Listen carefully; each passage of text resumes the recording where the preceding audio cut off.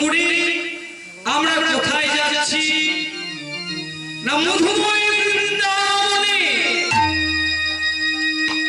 শাস্ত্রে বলেছে হরি কীর্তন যেখানে হয় সেটাই বৃন্দাবন। বৃন্দাবন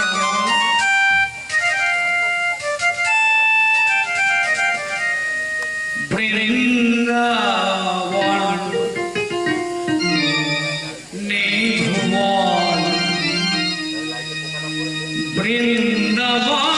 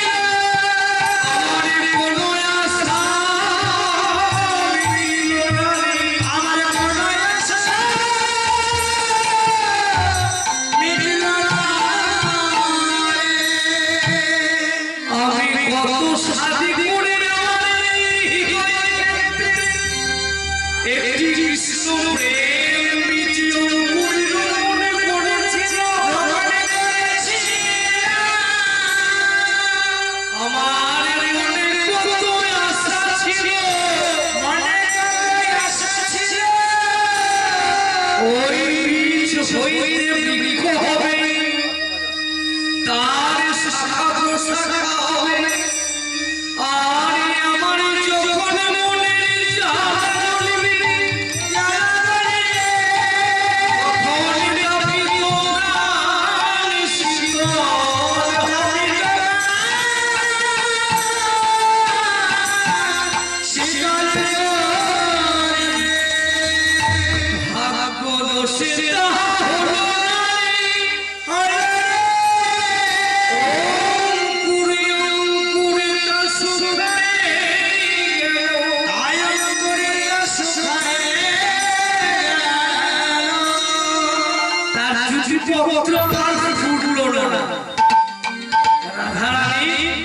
আমার প্রিয় সখী ললিতা দেখে বলেছিল, আমার কি হলো জানিস ললিতা? ওরে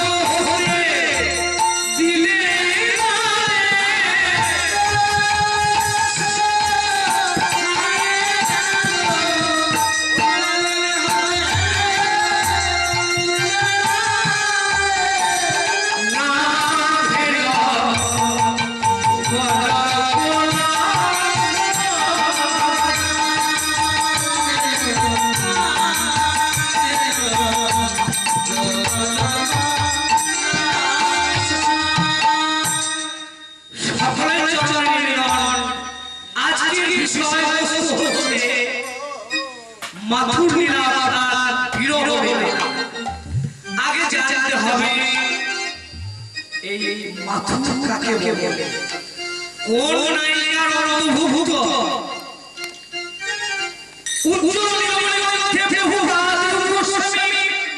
নায়িকার দশা বিচার করলে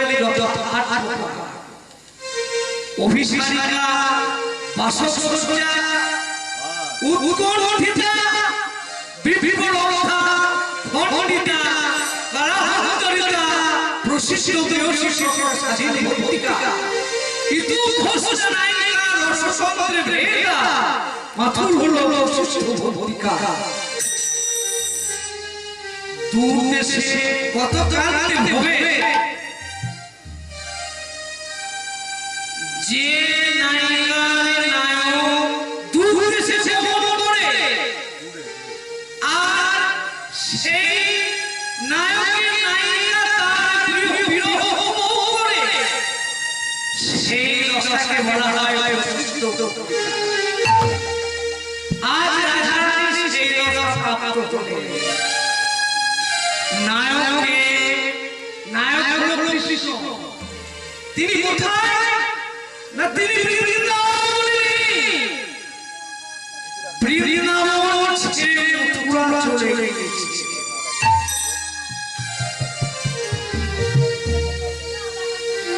এদিকে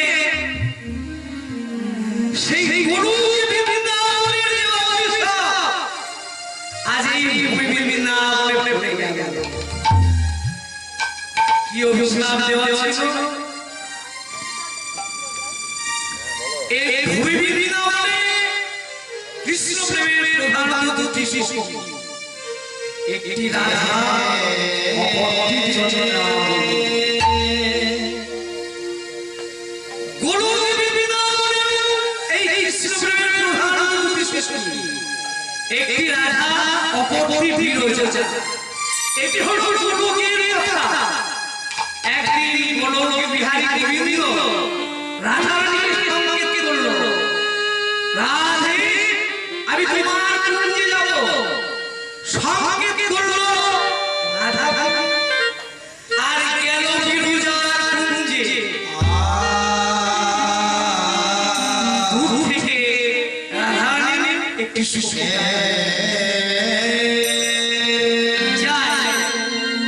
এই সংবাদটা আমি রাধারানীর বলে পৌঁছেছে।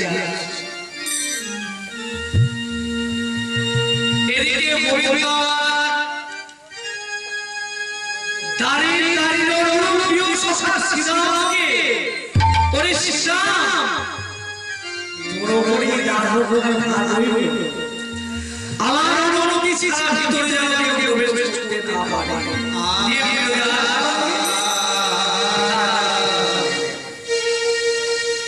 এদিকে রাধারানীর সখী রাধারানীর কাছে গিয়ে বলছে, রাধে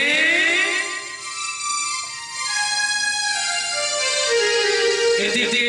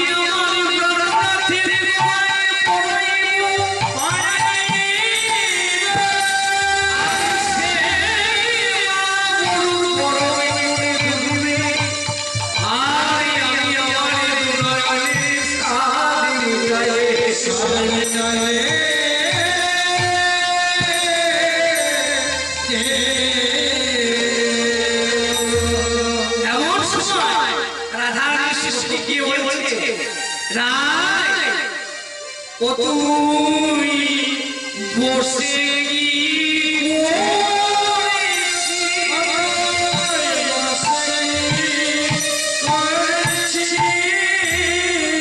কেন দেখতে পাচ্ছিস না আমি আমার প্রাণনাথকে মালা গাচ্ছি? তুই যার জন্য মালা গাচ্ছিস আমি নিজের চোখে দেখে না, সে ওই বিরুলার সঙ্গে বিহার করছে। ও তুই আর মালা গাঁথিস না,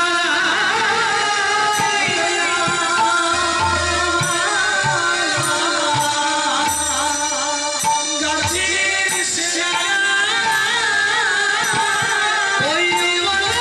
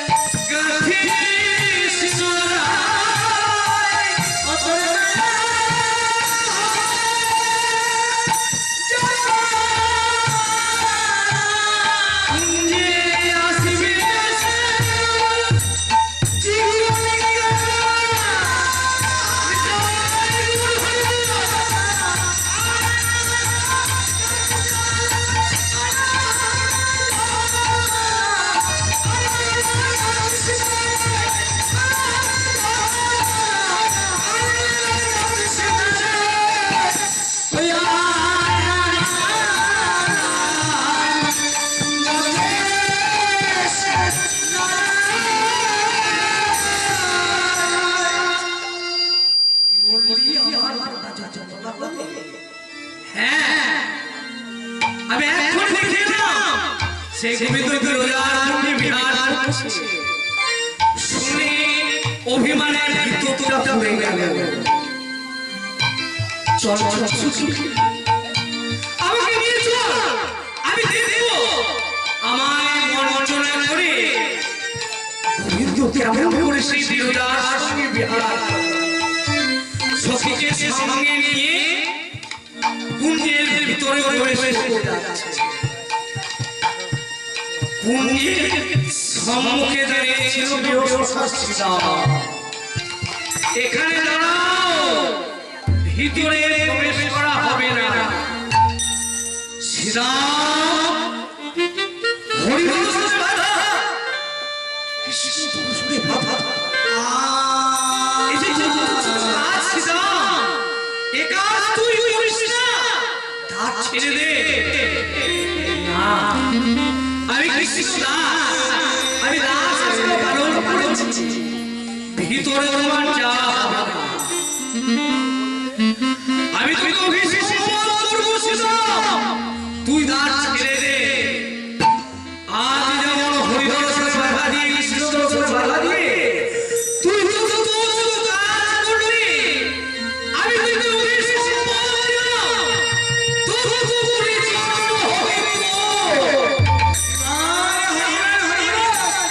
মাটিতে আছাড়িয়া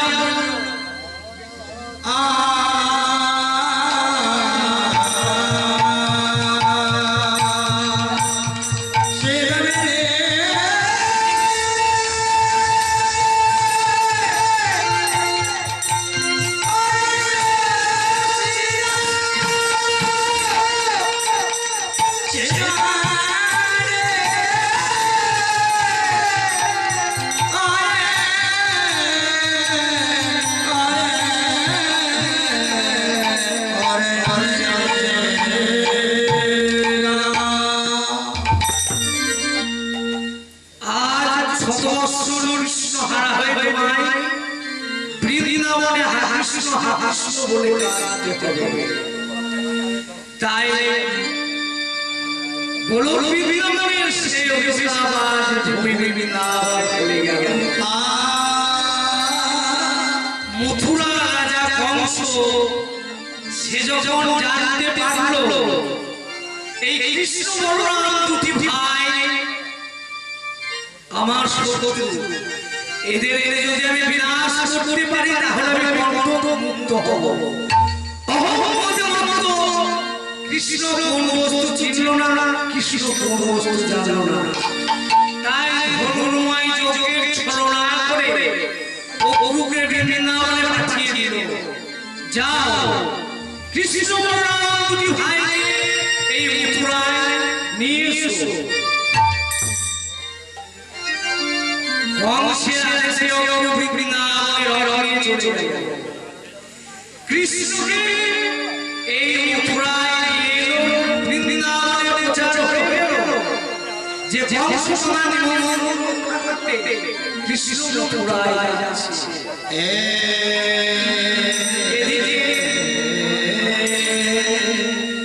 এই কথাটি যখন রাধারানী কানে গিয়ে বাজল,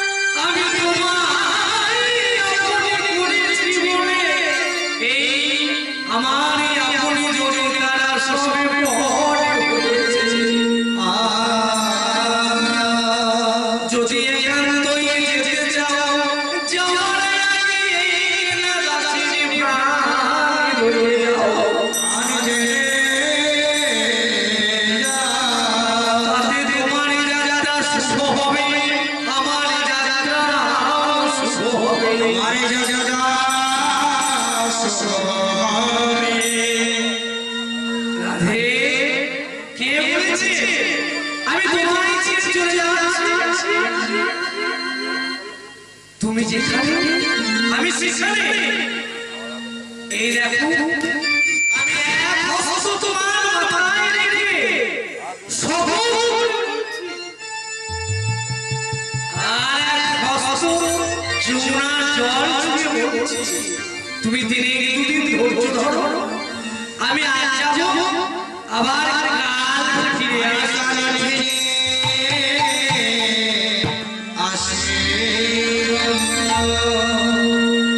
কালে আসবো বলে কালে কালে করে 100 বছর হতে চলল, তথাপি কৃষ্ণ বৃন্দাবনে ফিরে এলো না। বৃন্দাবনে ফিরে এলো রাধারানীর যে জানা তার সখীদের কাছে বলছে, ওরে ললিতা, ওরে বিশ্বস্তা, আমার দশাও ঠিক তেমনি হবে। আমার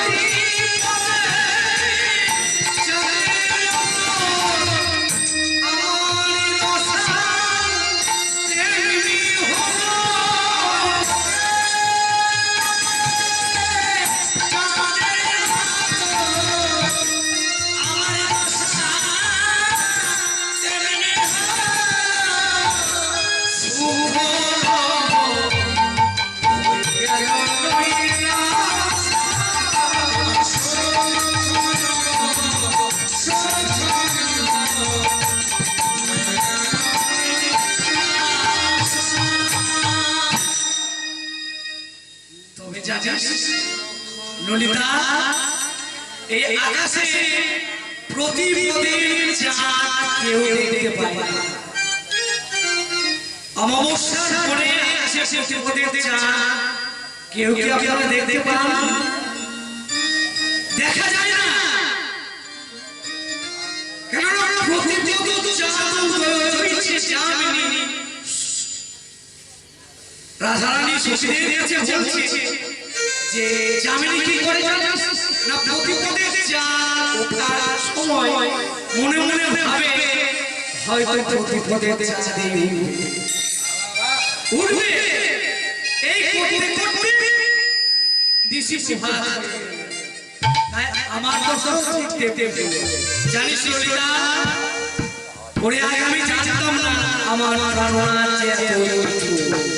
যদি আমি আগে জানতাম তাহলে কি আমি ছেড়ে দিতাম? ওরে অমোহনী চূড়ো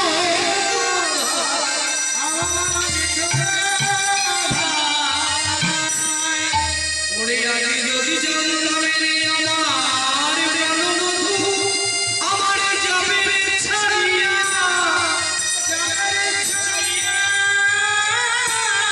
আমি পরাণে পরাণ দিয়া প্রাণ রাখিয়া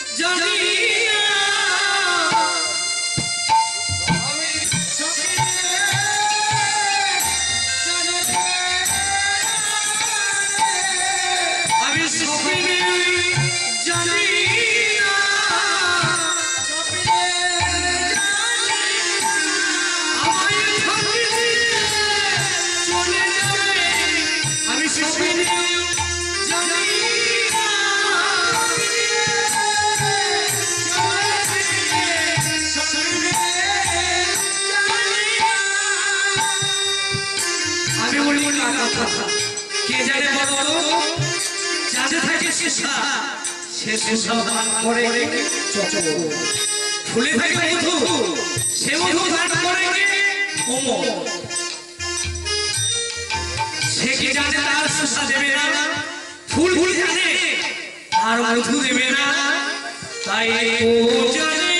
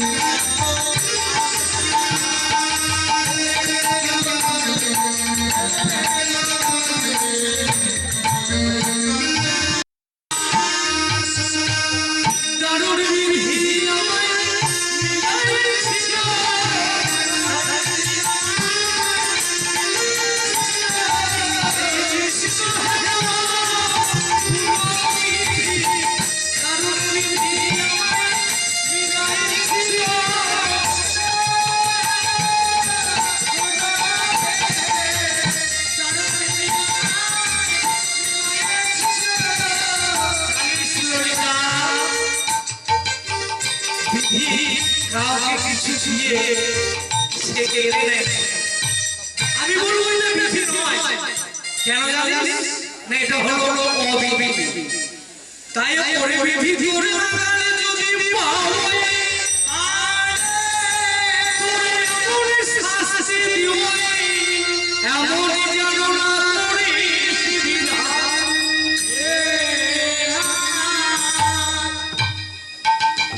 তাই জানিস ললিতা আমি আমার মনকে অনেক বুঝিয়েছি ওরে মন তুই তার কথা ভুলে কেন না সে যখন বড় কথা চিন্তা করে তুই কেন তার কথা চিন্তা করিস কিন্তু আমার এই পাপ মন মানা মানে না বারবার শুধু মনে পড়ে যায় জানিস ললিতা ওরে পাপ পরানো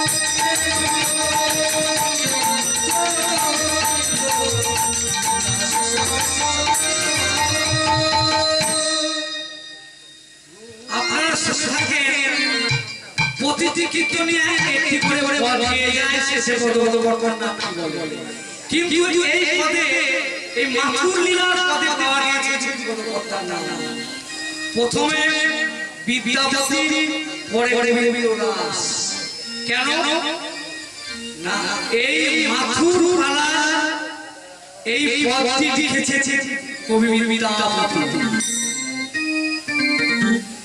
বিদ্যাপতির জীবনের অসংখ্য পদই হচ্ছে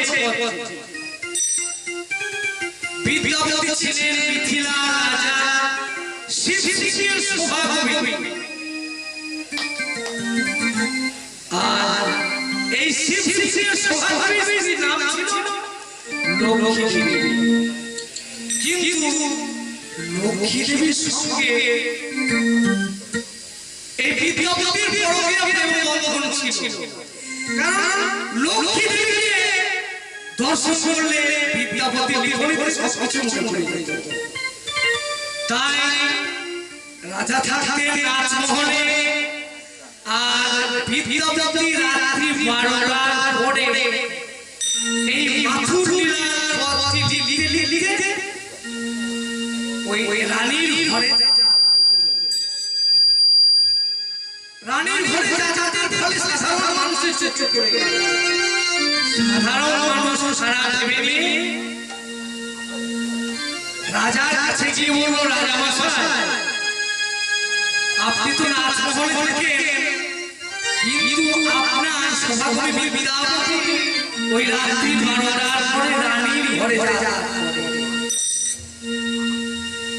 রাজা শুনে বললেন বারে আমার সভাকবি রানীর ঘরে যাতায়াত করে আচ্ছা কাউকে কিছু না বলে সুর তৈরি করতে ফুলগুটি তৈরি করে নিয়ে এসে রানী যে ঘরে থাকেন সেই ঘরে দরজায় চেপে দেন রাজা অন্তরালে লুকিয়ে থাকে ঠিক রাত্রি 12টার পর ওই মাথুর পাড়ার পদটি বিদ্যাপতি চলে আসছে যেমন লিখেছেন বিদ্যাপতি বলে দরজায় অগ্নি শিখলে আবদ্ধ হয়ে হাত থেকে কলম এসে রাজা অন্তরাল হইতে সম্মুখে এসে বিদ্যাপতি সত্যি সত্যি আমি জানলাম যে তুমি রাত্রি 12টার পরে রানী তবে তোমার সাজা তুমি পেয়েছো বিদ্যাপতিরা জানতে বাকি রইল না যে সুরটি আমার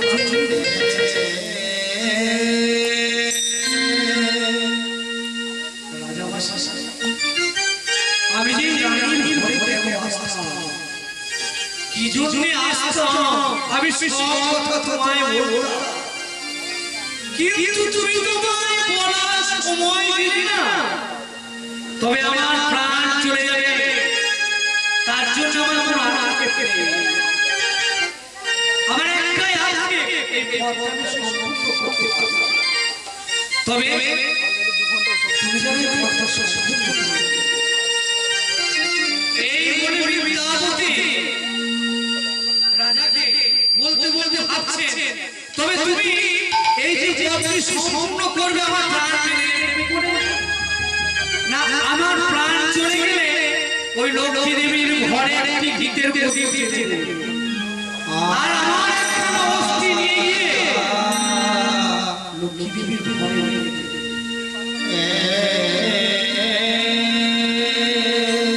দেখবেন যেদিন ওই গীতের প্রদীপ আপনা হতে দেবে নিভে যাবে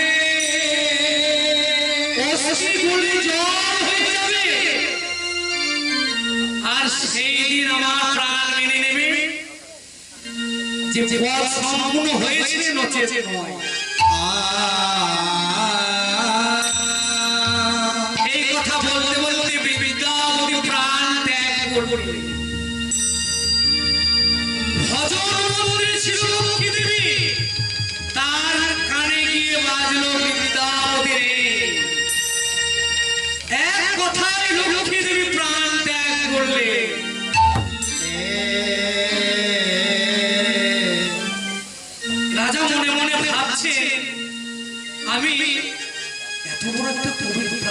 নষ্ট করে দিলাম, না জেনে আমি কি ভুল করলাম।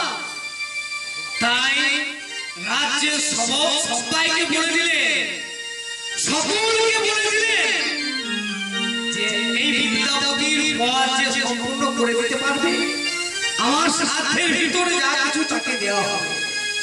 বহু কবি এলে, বহু কথাই লিখলে, অস্থি বলে জল হলো না, প্রদীপ নিভল না। অবশেষে এই বিদ্যাপতি বাংলাদেশে গোবিন্দ দাস নাম নিয়ে জন্মগ্রহণ করলেন। দিয়ে এসে মনে মনে ভাবলেন, তাই তো আমার কত সবই লেখা আছে, শুধু একটু বাধা ছিল। তাই গোবিন্দ দাস তার পাশে গিয়ে লিখলেন যে বিদ্যাপতি কহে করুণ মাধব, গোবিন্দ দাসী রসপু, গোবিন্দ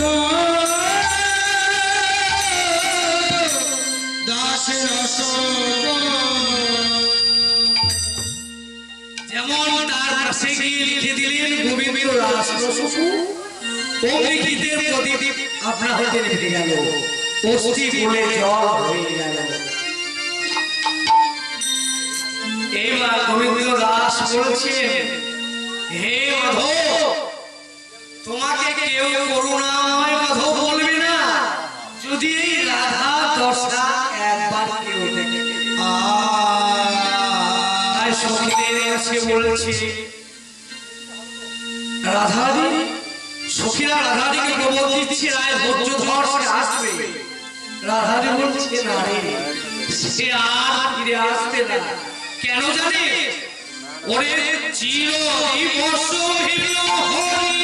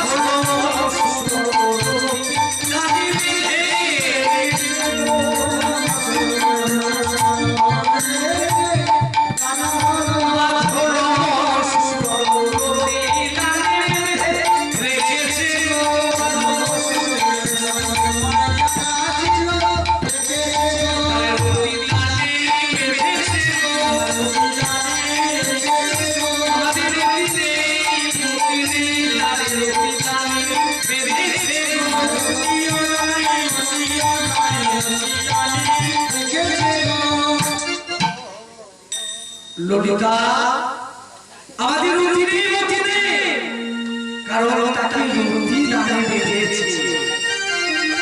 আমাদের কি করে সেবা হবে? ওরে দেখি গাছে যখন শুভ ফল থাকে, ওই নিম ফল খায় না, কারণ ঠোঁটে করে কেটে জীবন ধারণ করে। আর যখন দেখি শুভ ফল থাকে, তখন ওই নিম ফলের কথা তাকে মনে থাকে। তাই যখন দিবস জীবন নিম ফল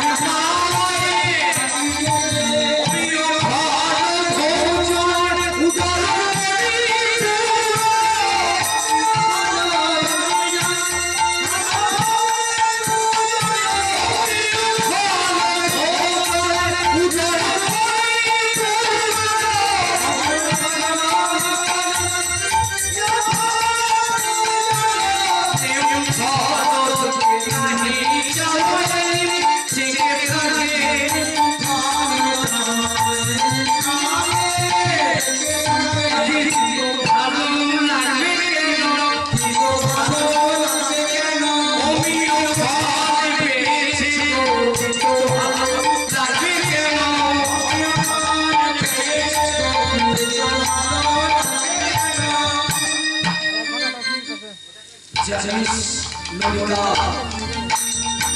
আমার প্রাণ মেনে নিয়েছে তবে এই বৃন্দাবনে আমি একটি কথা বলে যাচ্ছি জানিস ললিতা কারণ আমার গোবিন্দ তো ফিরে আসবে না তবে জানিস ওই ললিতা এই বৃন্দাবনে আমার মতো জনকালী কথাকে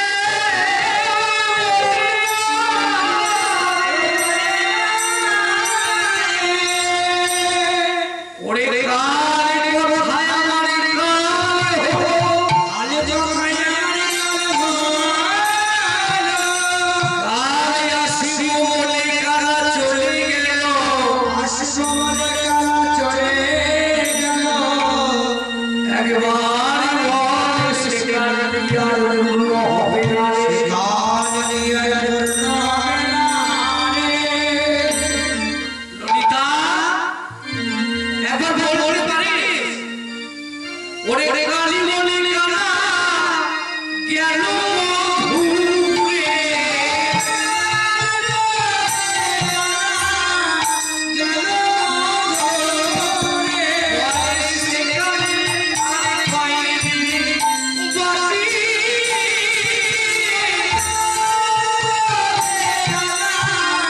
গেল ঘুরে সেখানে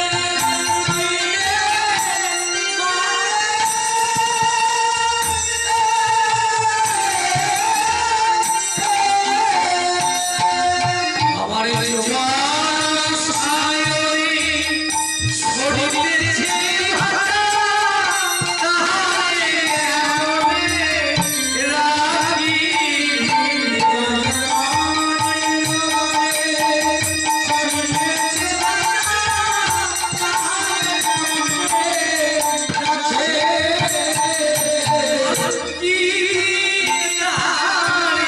সেবা করিব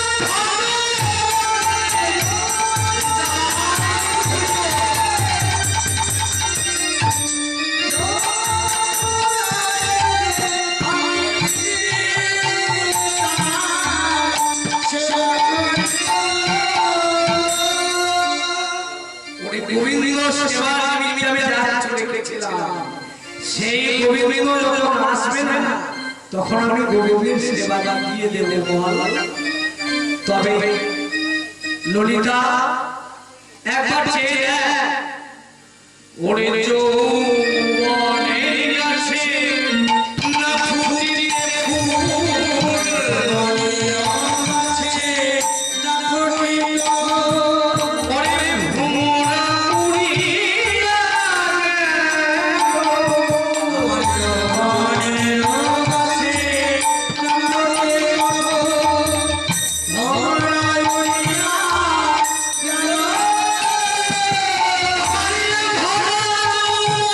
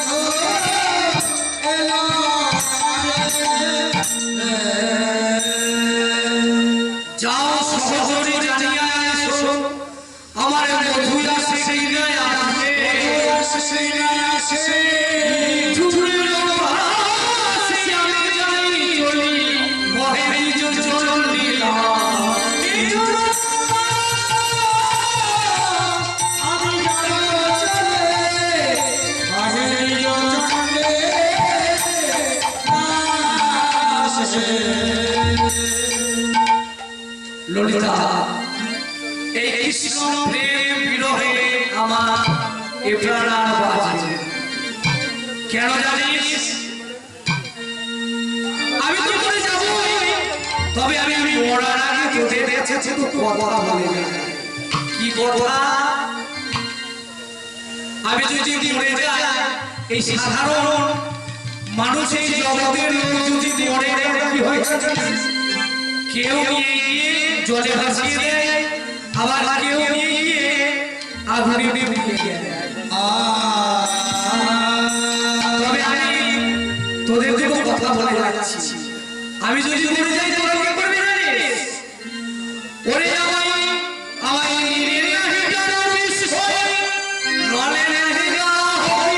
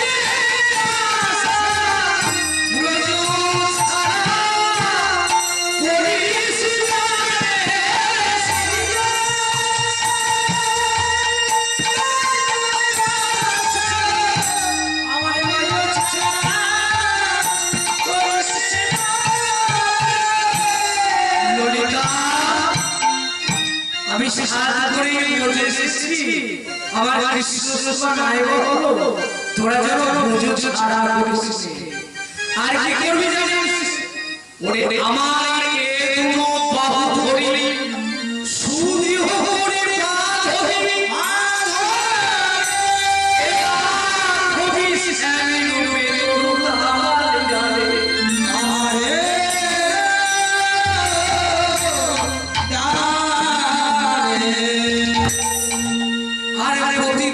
সব হবিনি তোরা সব সত্যি গো দিকে ওই বিভক্ত বটকে আমার এই মৃত্যু দেহ নামিয়ে তোরা সকলে দেখবি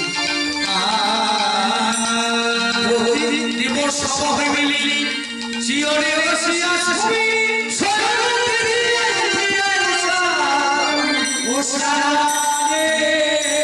ভুলিস না তবে ললিতা আর কি করবি জানিস ওরে আমি তো মরে যাবই তবে আমার এই মধু সুজয় সুবর্ণমণি তোরা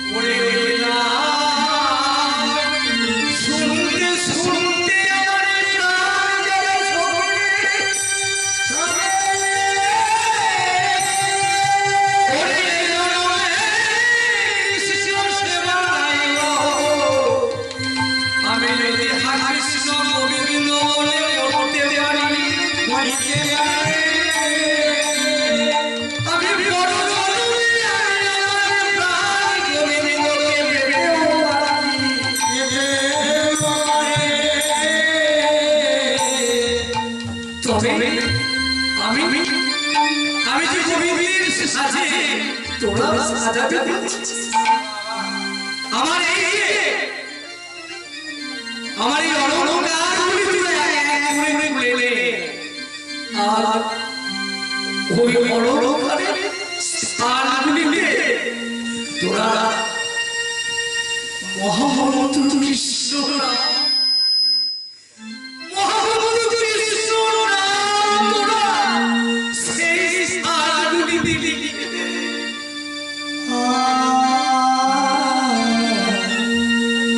এই কৃষ্ণ নামের কি মহিমা, মহামন্ত্র কৃষ্ণ নাম।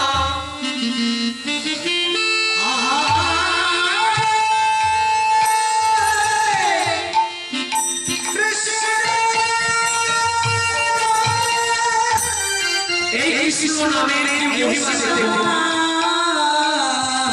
যেই নাম সেই কৃষ্ণ ভজনের নামের সহিতে আছে আপনি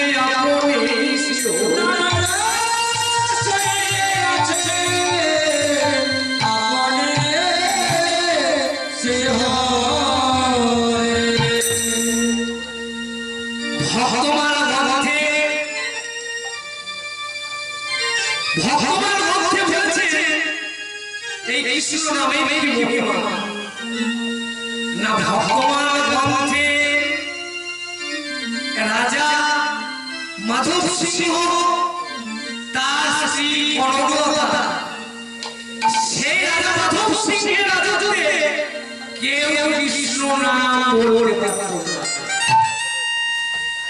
ওই রাজত্বে কৃষ্ণ নাম বলা নিষিদ্ধ ছিল। এদিকে ভগবান গোবিন্দের আমার কৃপা, ওই রানী সেই কৃষ্ণ নাম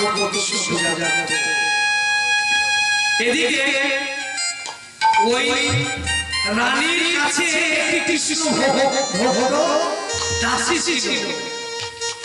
সেই দাসীর সঙ্গে রানী কৃষ্ণ নাম দাসীকে গুরু করেছে।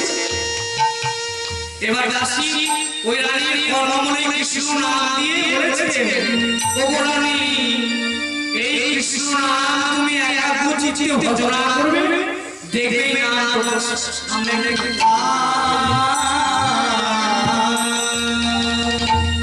এদিকে রাজা রানীর কাছে গিয়ে বলছে, রানী তুমি কি করছো? তুমি কি জানো না আমার এই রাজা যদি কৃষ্ণ নাম বলতে পারে না, আর তুমি আমার মাথার নাকি তুমি নিজে যে শিশু আমার কথা শোনো, তুমি এই কৃষ্ণ পূজা জানা দিও নমো দেবী পূজা, আমি